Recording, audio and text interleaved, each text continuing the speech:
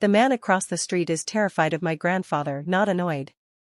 Not cautious, terrified, and my grandfather is 85 years old, bakes bread for the neighbors, and has never raised his voice at anyone in my life. Every time Nano Luca stepped outside, Steve would freeze, turn pale, and disappear as fast as his legs would carry him. I watched it happen again and again, unable to make sense of it.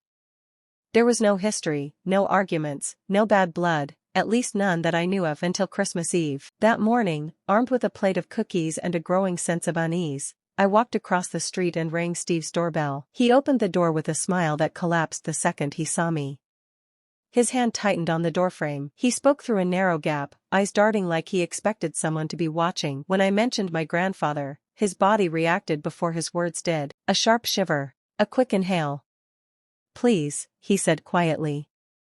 "No trouble." Then he shut the door. That night, after dinner and gifts, my family gathered in my grandparents' living room. Nonno Luca did what he always did. He asked if anyone wanted to hear a story. He loved telling them. I loved listening, but this time I stopped him. I told him what had happened at Steve's door. I told him I was scared, not of Steve, but of what I didn't understand. Nonno went silent. He set down his wine and stared at his hands as if they belonged to someone else. "I never meant for this to follow me," he said. 15 years earlier, in another city, he had been walking back to his hotel late at night.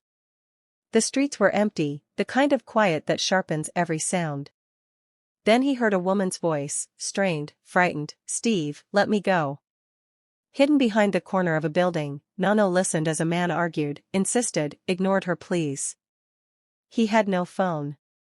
No way to call for help.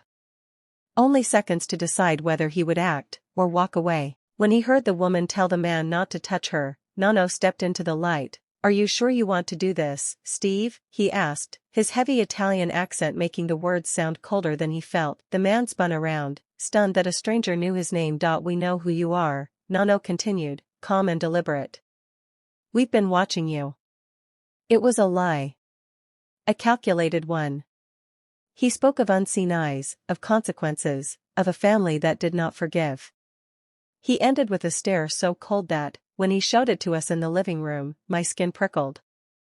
The man ran. Nonno stayed with the woman, told her the truth, offered help, and walked her home. She never reported the incident, but she thanked him.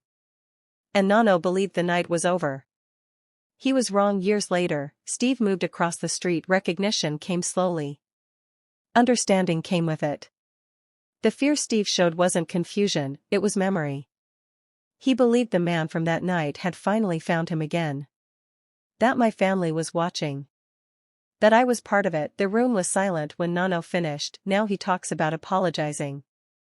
About explaining everything. I'm not sure he should. Some fears protect more people than they harm.